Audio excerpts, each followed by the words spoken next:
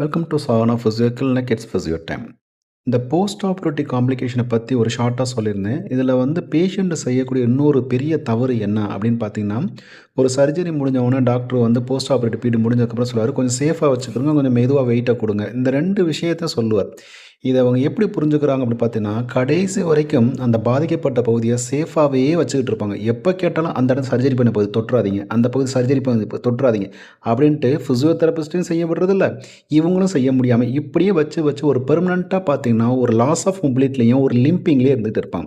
இதில் என்ன பிரச்சனை வருது அப்படின்னு பார்த்துக்கிறீங்கன்னா, ஒரு போஸ்ட் ஆப்ரேட்டிவ் பீரியடில் எவ்வளோ சீக்கிரமாக நம்ம மொபிலிட்டியை இம்ப்ரூவ் பண்ணி ஒரு வெயிட் பேரிங் இனிஷியேட் பண்ணுறோமோ, அதுதான் ஃபார் எக்ஸாம்பிள் ஒரு ஃப்ராக்சர் இருக்குன்னு வச்சுக்கோங்களேன், அந்த இடத்துல ஹீலிங்கை வந்து ஃபாஸ்ட்டாக ஜென்ரேட் பண்ணும்.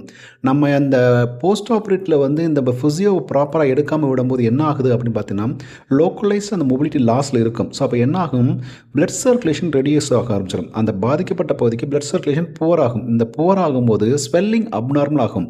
இந்த ஸ்வெல்லிங் தான் இருக்கிறதுலே மோசமானது. இது என்ன பண்ணும்னா, அஃபெக்டட் பார்ட்டுக்கு வந்து ஒரு ஹீலிங் ப்ராசஸை வந்து டிலே பண்ணிக்கிட்டே இருக்கும். இதனால் ஸ்வெல்லிங்கை நம்ம குறைக்கணும்னா பிளட் சர்க்குலேஷனை அதிகப்படுத்தணும். பிளட் சர்க்குலேஷனை அதிகப்படுத்துறதுக்கு ஒரே வழி மொபிலிட்டியை இம்ப்ரூவ் பண்ணணும். இந்த மொபிலிட்டியை இம்ப்ரூவ் பண்ணுறதுக்கு தான் ஒரு ஃபிசியோதெரபிஸ்ட்டை தேவைப்படுறாரு. ஸோ அவர் மூலமாக ப்ராப்பராக மொபிலிட்டியை இம்ப்ரூவ் பண்ணி வெயிட் பேரிங்கை இனிஷியேட் பண்ணுங்கள். வெயிட் பேரிங் இனிஷியேட் ஆனால் தான் எப்பேற்பட்ட ஒரு ஃப்ராக்சர் சைட்டுக்கும் கேலஸ் ஃபார்மேஷனை ப்ரொமோட் பண்ண முடியும். ஸோ அதனால் போஸ்ட் ஆப்ரேட்டில் எவ்வளோ சீக்கிரத்தில் மொபிலிட்டியை இம்ப்ரூவ் பண்ணி வெயிட் பேரிங் இனிஷியேட் பண்ணுறீங்களோ அதுதான் உங்களுக்கு ஒரு நல்ல லைஃபை கொடுக்கும். அஃபெக்டட் பார்ட்டை சேஃபாக வைக்கிறேன்ற பேரில் தயவுசெய்து மொபிலிட்டியை லாஸ் பண்ணிடாதீங்க.